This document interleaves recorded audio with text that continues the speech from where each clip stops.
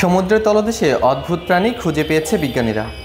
তাদের দাবি, প্রাণ সম্পর্কে বিজ্ঞানীদের বর্তমান ধারণাকে আমূল বদলে দিতে পারে এটি। প্রশান্ত মহাসাগরের প্রায় 10,000 মিটার গভীরে ডুব দিয়ে টিউবওয়ার্ম ও শামুক জাতীয় প্রাণী খুঁজে পেয়েছেন গবেষকরা।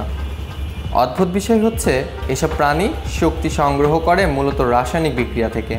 এ থেকে ইঙ্গিত মেলে আমাদের ধারণার চেয়েও কঠিন পরিবেশে প্রাণীরা টিকে থাকতে পারে ও বিকাশ লাভ করতে পারে।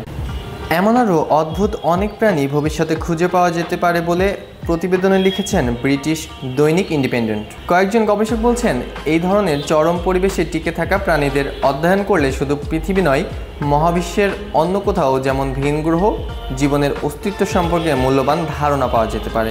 এমনকি একে ঘিরেই গড়ে উঠেছে ভিন গ্রহের প্রাণ সন্ধানের অনুসন্ধান। বিশেষজ্ঞরা বলছেন, চরম পরিবেশে বাস করা প্রাণীদের টিকে থাকার জন্য বিকল্প শক্তির উৎস খুঁজে নিতে হয়।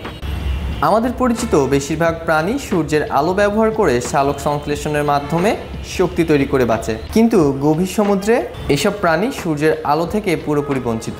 ফলে তারা শক্তি সংগ্রহের জন্য ব্যবহার করে কেমোসিনথেসিস নামের একটি প্রক্রিয়া, যার মাধ্যমে তারা চারপাশের রাসায়নিক উপাদান থেকে শক্তি উৎপাদন করে বেঁচে থাকে।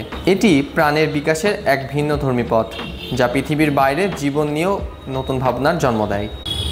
এই কেমোসিনথেসিস নির্ভর অনেক জীব সম্প্রদায় সমুদ্রের গভীরে পাওয়া যেতে পারে, যা সমুদ্রতলের ফাটল থেকে বের হওয়া হাইড্রোজেন সালফাইড ও মিথেন গ্যাস থেকে শক্তি নিয়ে বৃদ্ধি পায় ও বেঁচে থাকে।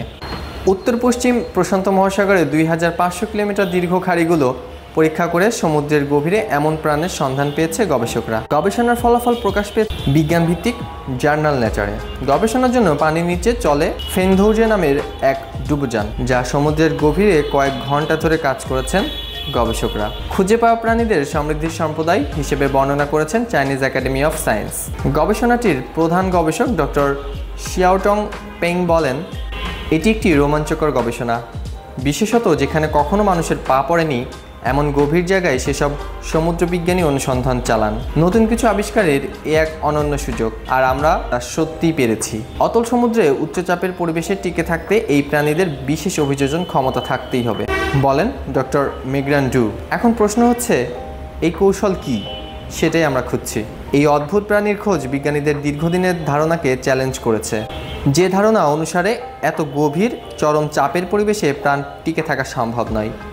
গবেষকরা বলছেন, এই জীব কেবল বিরল নয় এবং সমুদ্রের অতল গহ্বরে বিস্তৃত পরিসরে ছড়িয়ে রয়েছে, যা গভীর সমুদ্রে জীববৈচিত্র্য সম্পর্কে আমাদের বোঝাপড়ার নতুন আলো ফেলেছে।